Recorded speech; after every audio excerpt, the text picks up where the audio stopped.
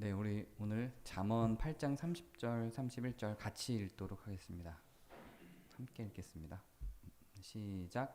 내가 그 곁에 있어서 창조자가 되어 날마다 그의 기뻐하신 바가 되었으며 항상 그 앞에서 즐거워하였으며 사람이 거처할 땅에서 즐거워하며 인자들을 기뻐하였느니라.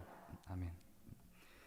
제가 설교를 준비하면 신학대학 다닐 때부터 늘 봤던 지적이 원포인트를 맞춰라. 이게 이제 원래 설교론에서 가장 핵심적인 요소가 원포인트 찾기인데 저는 제 구조를 자꾸 보여주는 방식으로 설교를 하다 보니까 저 나름대로는 원포인트거든요. 이제 구조 전체가 보이면 근데 교수님들 입장에서는 원포인트가 아닌가 봐요. 그래서 늘 왜 원포인트를 못 잡아? 그래서 원포인트인데 저는 이렇게 그런 제 설교를 그래도 높이 평가하고 원포인트를 잘 잡았다고 해주신 분이 거의 유일한 분이 이제 박영선 목사님이었는데 그래도 이제 저는 구조를 중심으로 가다 보니까 제 생각에 놓치는 그런 포인트들은 하나예요. 늘 한 설교에서.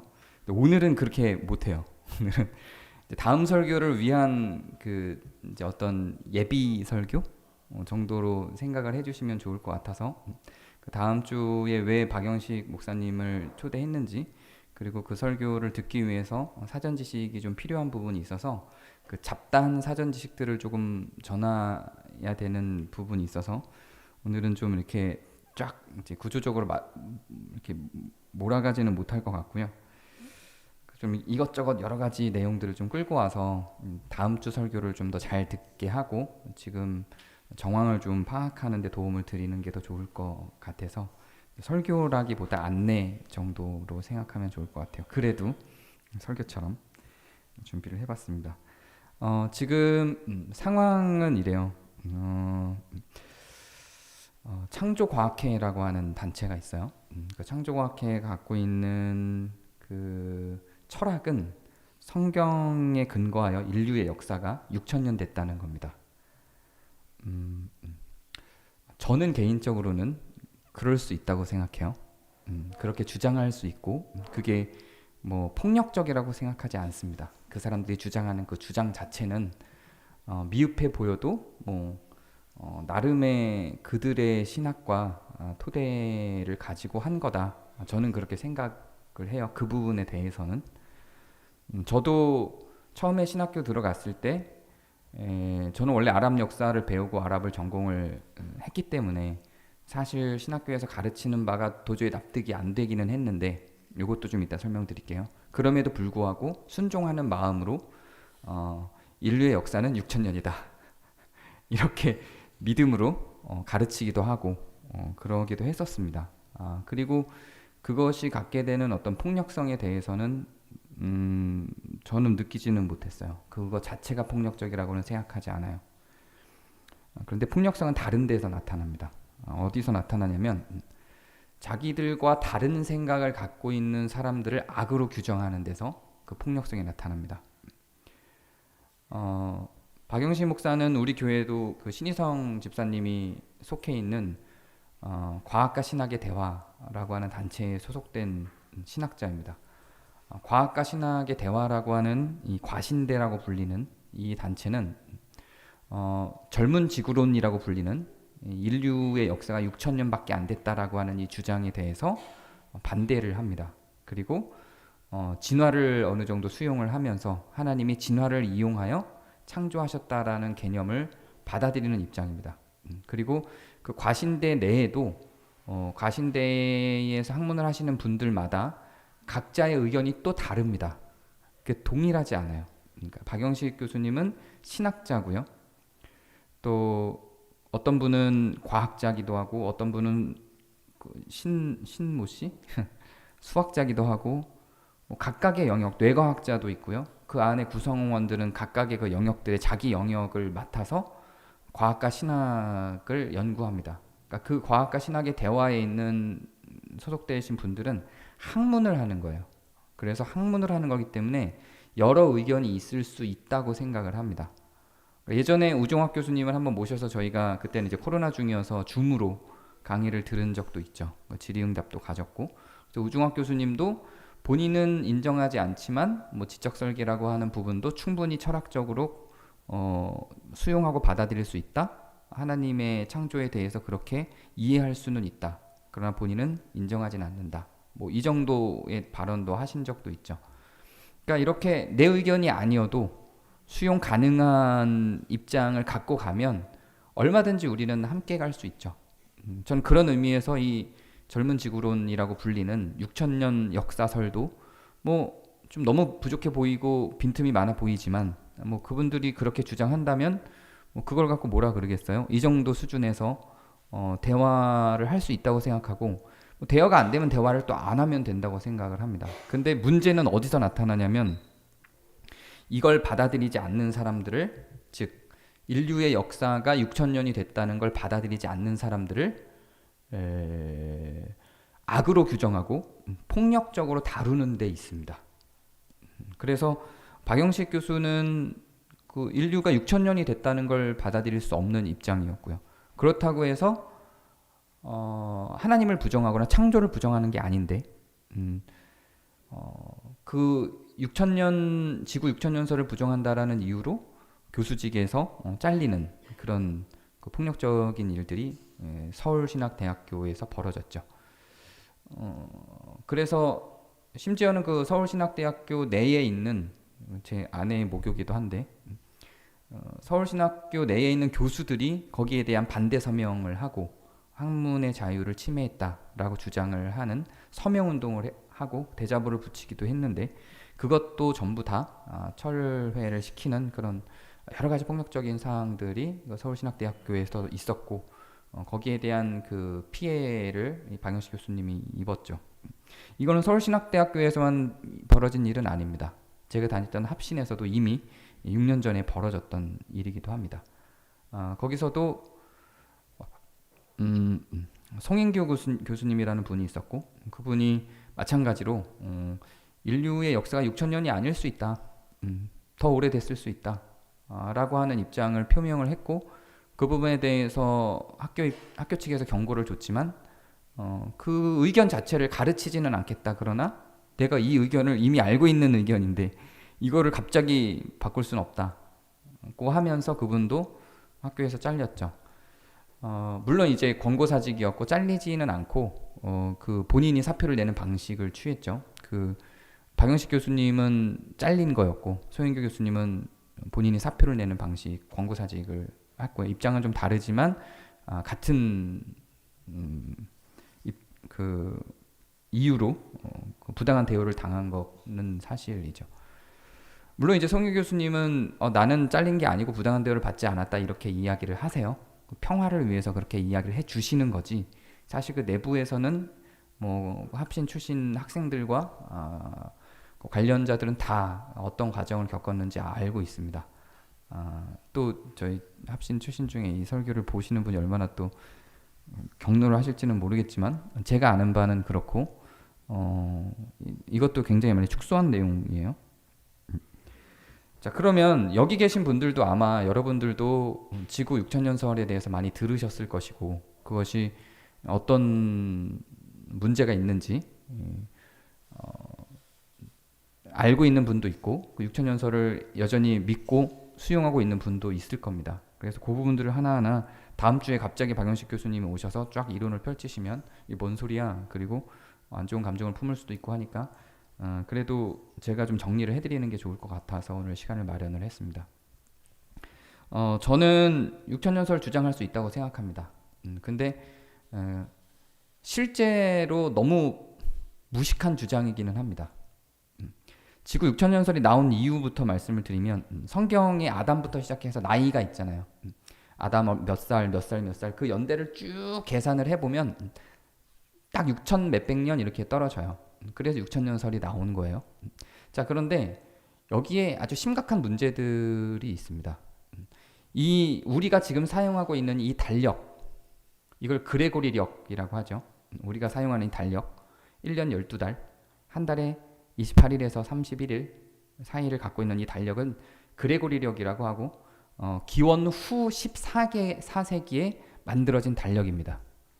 자, 일단 성경이 6,000년이라고 주장하시는 분들은 몇 살 몇 살 몇 살 이렇게 조사한 그 연대를 어떻게 측정한 거냐면 우리가 사용하고 있는 이 달력, 그레고리력을 중심으로 계산을 합니다. 그러면 이 그레고리력은 언제 확정이 됐냐면 기원 후 14세기에 확정이 된 겁니다. 그 전의 달력들은 굉장히 다양한 달력들이 있어요. 이집트력은 우리가 계산하는 1년이 걔네한테는 2년이었을 수도 있고 4년이었을 수도 있어요. 이집트력은 그 당시 고대의 이집트력 기준 자체가 2년과 4년을 변동합니다. 왜냐하면 나일강이 범람하는 걸 기준으로 그 달력을 만들어요. 그러니까 우리가 그레고리력으로 갖고 있는 1년이 그때는 2년일 수도 있고 4년일 수도 있어요. 그러니까 일치할 수 없다는 얘기예요. 시간상으로. 그리고 수메르력 같은 경우는 12진법을 토대로 만든 12개월의 달력이 아닙니다. 수메르에선 60진법을 썼습니다. 달력을 만들 때. 그래서 완전히 시간 계산 자체가 우리가 계산하는 방식하고 다릅니다. 성경을 기록할 때 열왕기상하, 역대상하의 기록도 마찬가지예요. 바벨론력이 따로 있고요. 페르시아력이 따로 있습니다.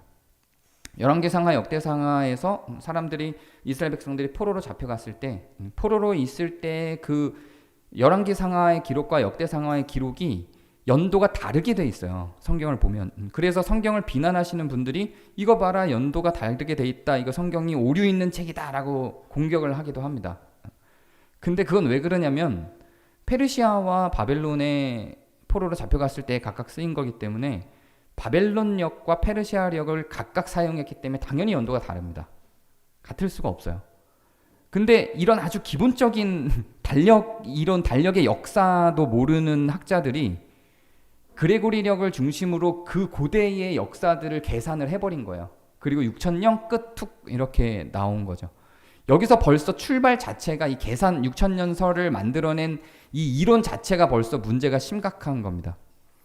저는 아랍 역사를 공부했고 석사가 이제 아랍 지역학이기 때문에 이런 개념들은 저한테는 아주 단순하고 기본적인 개념이에요. 근데 이 6,000년설을 주장하시는 분들이 이런 내용 자체를 아예 무시하고 가는 건지 아는데도 모른 척하는 건지 모르는 건지 둘 다 문제죠.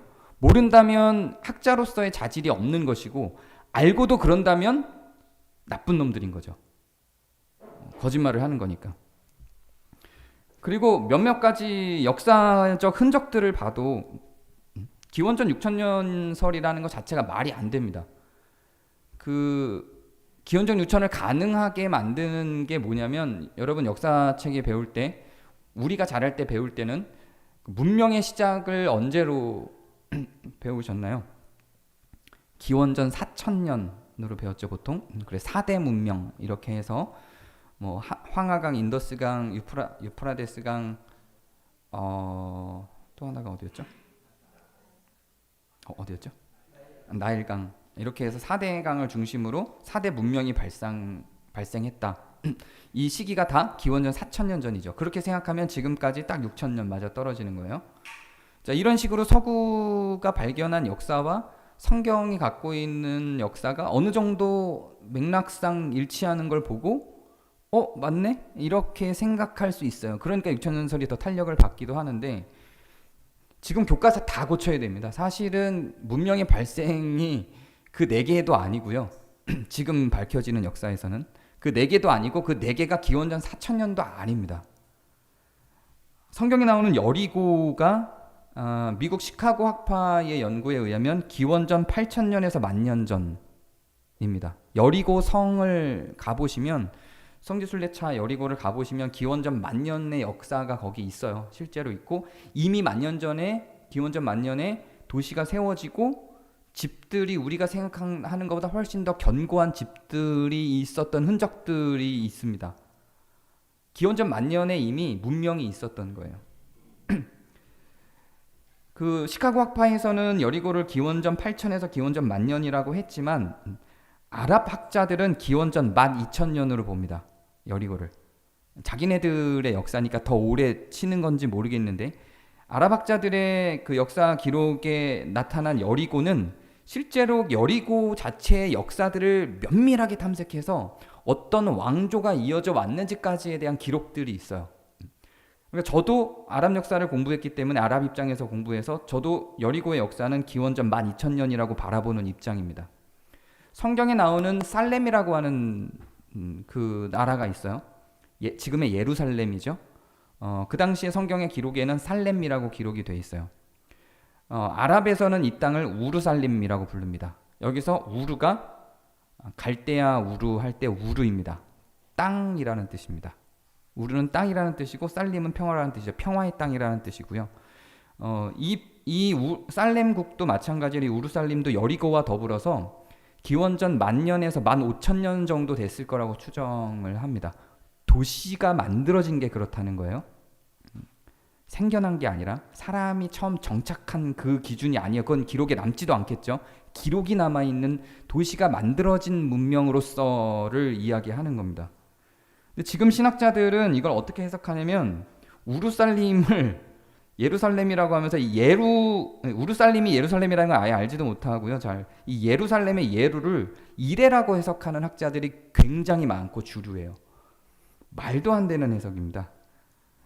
그래서 이레살렘이니까 준비된, 이레가 준비잖아요. 여호와 이레가 준비잖아요. 그래서 뭐 준비된 살렘, 평화 뭐 이런 의미라고 해석을 하시는 사람들이 있는데 정말 신학을 어떻게 이렇게 하는지 모르겠어요. 누가 이거를 처음에 만들어서 이 이론을 누가 이 예루를 이레라고 갖다 붙였고 근거가 뭔지도 몰라요. 근데 그냥 다 이렇게 알고 이렇게 배우고 이렇게 설교를 해요. 우르예요. 갈대아 우르의 우르와 예루살렘의 예루가 우르입니다. 우르살림인 게 맞고 역사적인 기록에선 계속 우르살림으로 얘기를 하고 있어요. 그래서 예루살렘 역사로는 얼마 안 되지만 이걸 우르살림 살림국으로 기록을 보면 기원전 10,000년으로 흘러가는 거예요. 문명이 이미 기원전 10,000년에 있었다는 얘기입니다. 서구인들 입장에서는 인정하고 싶지 않겠죠. 근데 지금은 서구 사회에서도 이걸 서서히 인정하고 있고 특히 그거를 이제 선구적으로 주도해 나가고 있는 게 그 아랍의 그 역사들을 아랍의 관점에서 수용하기 시작하고 있는 게 아까 제가 얘기했던 시카고 학파가 그렇게 수용을 해 나가고 있죠. 이것만 봐도 벌써 만약에 아랍의 역사가 우리가 알고 있는 이 땅만 지금 제가 다른 여러분들은 잘 모를 것 같은 다른 아랍 도시들은 언급도 안 해서 더 오래된 도시도 있어요.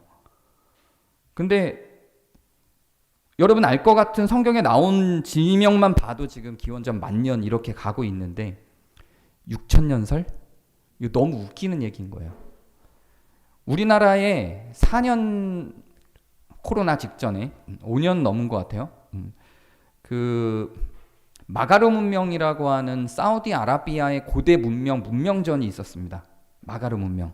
그거는 이제 우리나라 지금 제가 말한 이거는 우리나라에 있는 그 블로그나 이런 데서 검색해서는 잘 안 떠요. 이건 학문 자료들을 봐야 되는 건데 요거는 그냥 검색하셔도 떠요. 마가르 문명이라고 검색하시면 우리나라에 5년 전쯤에 와서 박물관에서 이 마가르 문명 전시전을 하고 갔어요.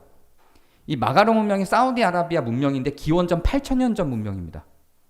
기원전 8,000년 전에 만들어졌던 무기, 그때 만들어졌던 석상, 신상 이런 것들이 다 우리나라에 와서 전시가 되고 갔어요. 기원전 8,000년 전. 이런 아랍의 몇몇 역사들의 흔적들만 봐도 인류의 역사가 6,000년밖에 안 됐다는 건 말이 안 되는 거예요. 그래서 아까 그레고리력 이야기나 이거 실제 역사적 흔적들로 접근해 봐도 인류의 역사를 6,000년으로 잡고 성경을 해석하고 그걸 과학적으로 증명해내려고 하는 그 시도 자체는 무식한 시도일 수밖에 없습니다. 네, 그럼에도 불구하고 저는 그 사람들이 나쁜 짓 한 게 아니잖아요. 그냥 좀 모자른 거지. 그러니까 나쁜 짓을 한 게 아니기 때문에 그냥 인정할 수 있다고 생각해요. 학계에서 벌어지는 일들을 보면 정말 무식하게 학문을 하시는 분들이 존재하고 그럼에도 불구하고 학자들이 그걸 잘 수용해 줍니다. 왜냐하면 연구가 깊어지면 성장하고 성장하면 언젠가는 그걸 포기하고 더 나은 학문들을 접하고 인정하는 때가 오기 때문에 그래요. 우리나라 예전에 그 민주화 운동 이전에 지금도 마찬가지죠. 지금도 우리나라는 정치의 주된 세력이 공산주의자가 대통령이 된다라는 걸 실제로 믿는 사람들이 주 세력이잖아요, 우리나라에. 예. 공산주의자가 대통령이 됐다고 주장하고 믿는 사람들이 실제로 우리나라의 주류예요. 근데 그렇게 생각할 수 있죠, 뭐. 그렇게 생각할 수 있다고 생각해요, 저는. 그분들이 배운 게 그거고 그걸로 인해서 학습된 게 그거고 그렇게 생각하는 것 자체는 문제가 아니라고 생각합니다. 생각이 깊어지고 시간이 흐르면 변하겠죠. 변하지 않아도 상관없다고 생각해요. 근데 문제는 그 사람들이 그걸 인정하지 않는 사람들을 악으로 규정하고 폭력을 행사하는 게 문제죠. 그래서 그들이 그렇게 생각하는 것 자체는 문제가 아니에요.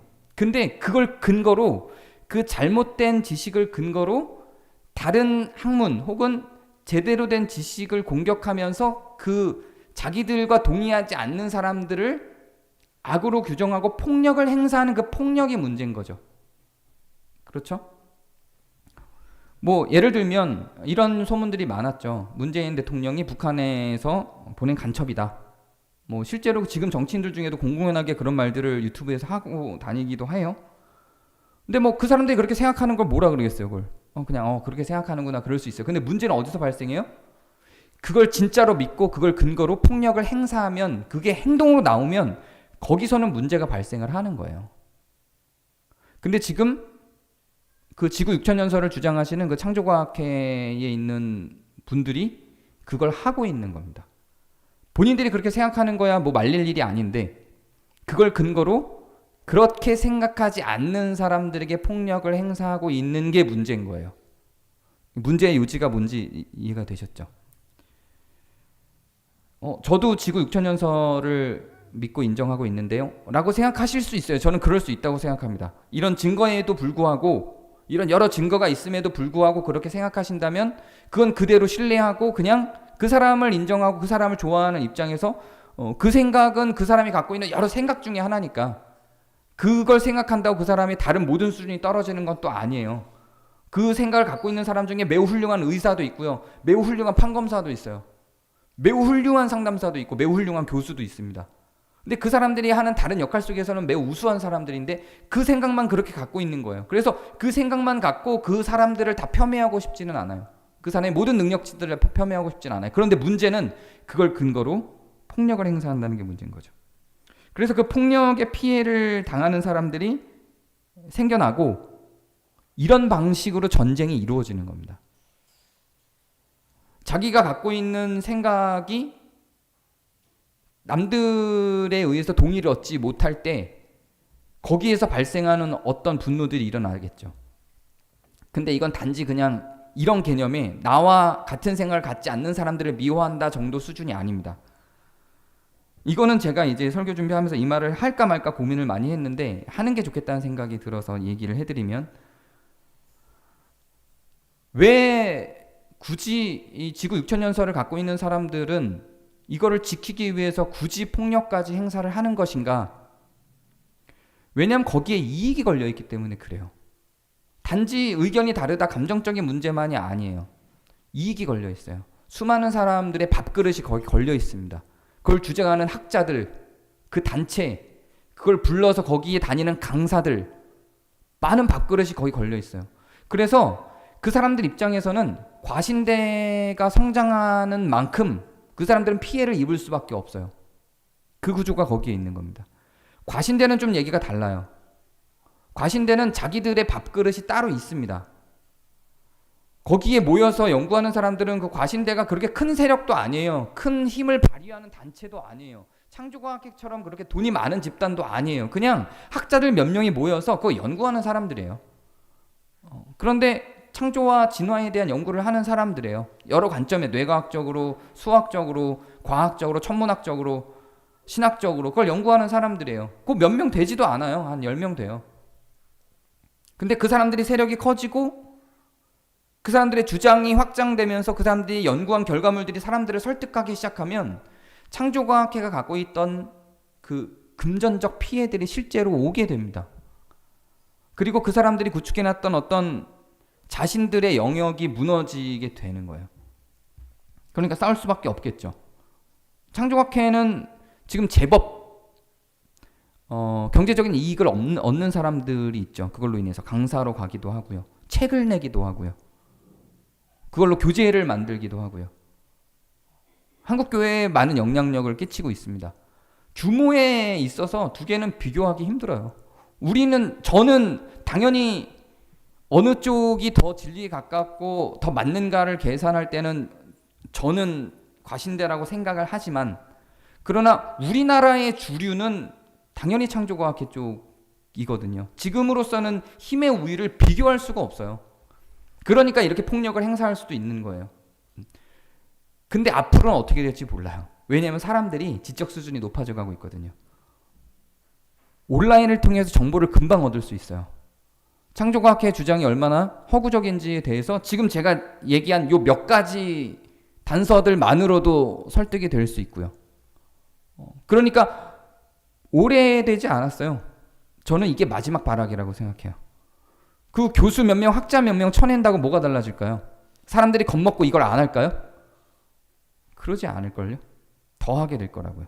왜냐하면 과신대회 안에 소속되신 분들 중에 신학을 담당하시는 분은 박영식 교수님 한 분이에요. 나머지 교수들은 신학 담당이 아니에요. 신학교에 있지 않아요. 이분들은 이걸 더 열심히 연구하지 않겠어요? 그러면 박영식 교수님은 나와서 이제는 무서워, 이 연구를 포기해야 되겠다 이렇게 생각할까요? 안 그러겠죠. 더 연구하고 이젠 여기에 몰입할 수도 있어요. 모르겠어요. 다음 주에 와서 어떻게 말씀하실지는. 굉장히 잘못된 결정을 한 거라고 생각해요. 저는 이거 자체가 중요하지 않다고 생각합니다. 근데 이걸 중요하다고 여기는 이유는 거기에 뭔가 걸려있기 때문이에요. 지구가 6,000년이 됐다는 거나 10,000년이 됐다는 거나 100만 년이 됐다는 게 뭐가 그렇게 중요할까요? 저는 죄송하지만 그게 성경을 해석하는데 큰 영향을 미친 적이 없어요. 연도가 몇 년도에 이게 만들어졌는지가 제가 하나님의 은혜를 입은 사건을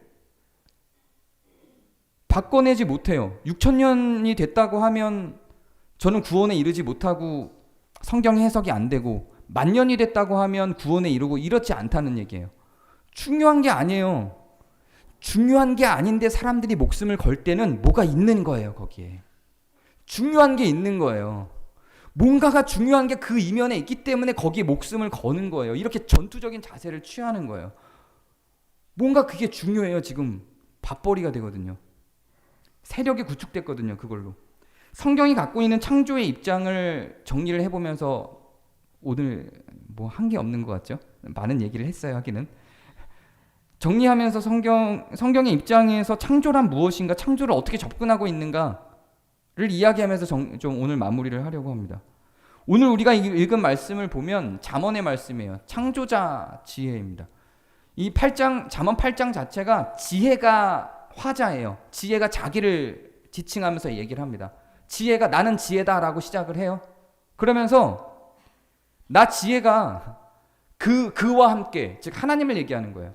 하나님과 함께 이 세상에 토대를 세웠고 어쩌했고 저쩌했고 이렇게 이야기를 하고, 오늘 우리가 읽은 것처럼 내가 그 곁에 있어서, 하나님 곁에 있어서 창조자가 돼요. 지혜가 내가 하나님 곁에 있어서 창조자가 돼요. 날마다 그의 기뻐하신 바가 되었으며 항상 그 앞에서 즐거워하였다 이렇게 얘기를 해요. 누가요? 지혜가. 그래서 많은 사람들이 여기 나온 잠언 8장에 나타나는 지혜를 예수님이라고 이야기합니다. 그래서 예수님의 요한복음 1장에 보면 태초에 말씀이 계시니라 라고 시작하면서 그 말씀이 육신이 되어 우리 앞에 나타난 예수님인 것으로 그려내죠. 그러니까 요한복음 1장에도 예수님을 말씀이라고 표현하는데 그 말씀의 원어는 로고스예요. 지식이죠. 이성이에요. 지혜랑 상통하는 맥락이죠. 그래서 예수님이 창세 전부터 지혜, 지식, 이성 이런 부분의 어떤 정신이라고 하는 측면에 하나님이셨다라고 간주를 하고 보는 입장들이 가장 많은 해석들이에요. 자, 그래서 여기서 지혜를 예수님으로 보는 게 대부분의 학자들의 해석이고, 그래서 여기서 내가 그 곁에 있어서는 예수님이, 그리스도가 그 곁에 있어서 창조자가 되어, 예수님이 창조자라는 얘기예요. 날마다 그의 기뻐하신 바, 하나님의 기뻐하신 바가 되었으며 항상 그 앞에서, 하나님 앞에서 즐거워하였다라고 얘기를 하는 거예요. 예수님이 창조자라는 거예요. 그런데 사람이 거처할 땅에서 즐거워하며, 근데 그분이, 그 예수님이, 하나님과 그렇게 즐거워하고 창조주 되신 그 예수님이 사람이 거처할 땅에서 즐거워하며 인자들을 기뻐하였대요. 하나님 앞에서만 기뻐한 게 아니라 사람들을 기뻐했다고요. 이게 여기 이 두 절 안에 창조자와 피조물의 관계, 창조의 섭리, 창조를 성경 전체가 어떻게 관조하고 있고 어떻게 대하고 있는지가 다 나타나 있는 장이에요. 창세기부터 시작해서 창조가 나타날 때 하나님이 말하는 창조는 이런 의미들이에요. 이거를 빠르게 정리를 하기 위해서 신학적인 맥락으로 구분을 해서 설명을 드리면 이런 거예요. 우리 성경이 얘기하는 창조의 입장은 가장 중요한 건 창조가 몇 년 됐다가 아니에요. 그건 별로 중요하지 않아요. 진짜 중요한 건 하나님은 창조주시고 우리는 피조물이고 이 세계는 창조된 세계라는 거예요. 그게 중요한 거예요. 진화를 활용했다 안 했다, 만년 됐다, 6천년 됐다, 2만년 됐다, 100만년 됐다가 중요한 게 아니라 그분이 하셨다는 거예요. 하나님이. 그리고 우린 피조물이고 이 세계가 창조된 세계지 우연히 생긴 세계가 아니에요. 목적성이 있는 세계라는 거예요. 근데 거기에서 하나님만 창조주인 게 아니라 예수님도 창조주라는 거예요. 예수님도 창조자라는 거죠. 근데 그 창조자가 죽으신 거예요. 창조자가 피조물을 위해서 죽으신 거예요. 성경이 계속 끌고 가는 역사, 그리고 성경이 창조를 대하는 자세는 여기 있어요. 중요한 건 창조 행위가 아니라 창조자예요. 중요한 건 여러분의 행위가 아니라 피조물이자 은혜를 입은 여러분인 거예요. 성경이 계속 뭘 갖고 끌고 가는지를 봐. 행위에 있지 않고 사람에 있고, 창조 행위에 있지 않고 창조주에게 있어요. 이게 계속 성경이 보는 관점이에요. 그리고 여기에서 이게 아주 결정적으로 창조를 대하는 성경의 은혜로운 자세인데요. 창조자와 피조물의 관계성이에요. 이게 창조에서 가장 중요한 맥락이에요. 가장 중요한 건 창조자와 피조물의 관계성이에요. 우리는 피조된 존재고 하나님은 그 창조주신데, 예수님도 그 창조주신데, 그 창조주가 우리를 위해서 죽었어요. 피조물을 위해서 죽었어요. 여기서 은혜를 입는 거예요. 성경에서 말하는 은혜라는 건 이런 거예요. 뒷골이 짜릿해지는 게 아니에요. 그것도 일종의 은혜겠지만 성경이 계속해서 은혜라고 얘기하는 건 이거예요. 창조자가 피조물을 위해서 죽은 사건인 거예요. 이걸 성경이 기록하고 싶은 거예요. 그래서 창조부터 시작하는 거예요. 이게 아니었으면 굳이 창조부터 시작하지 않아도 됐다니까요. 이것 때문에 창조부터 시작을 한 거예요. 그리고 그걸 그렇게 피조된 자를 기뻐해요.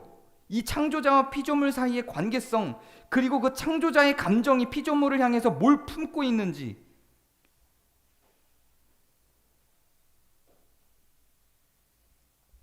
그리고 결국은 어떻게까지 이야기를 하냐면 창조자가 이 피조물을 자기와 같이 여기고 연합하기를 소망해요. 여기까지 가는 거예요. 이렇게 갈 때 성경이 은혜인 거예요. 성경이 창조를 바라보는 관점은 여기에 있습니다. 우리가 어떤 은혜를 누리고 있었는가? 도대체 그는 누구인가? 성경 전체의 주인공이 누구라고 이야기를 해요? 그리스도라고 이야기를 하죠.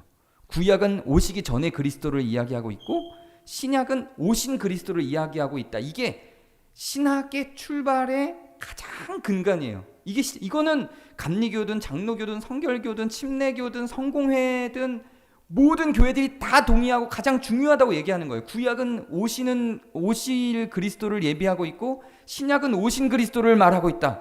이게 성경 전체의 맥락이라고 하는 건 부정하는 사람이 없어요. 모든 학자들이 다 동의하는 바예요. 그러면 그 관점으로 보는 게 맞죠. 오실 그리스도에 대한 이야기가 태초에 하나님이 천지를 창조하시니라부터 시작하는 거예요. 오실 그리스도에 대한 이야기가 그분이 창조주라고요. 근데 그분이 나를 위해서 죽었고 죽은 것으로도 모자라서 우리와 하나 돼서 연합하기를 원하고 영원토록 함께 누리기를 바란다. 이걸 하려고 창조를 이야기한 거지, 창조가 6,000년 됐다를 이야기하려고 하는 건 아니에요. 쓸데없는 거에 목숨 거는 상황들이 발생한다면 그게 쓸데없는 게 아니라는 이야기입니다. 거기에 뭔가가 있는 거예요.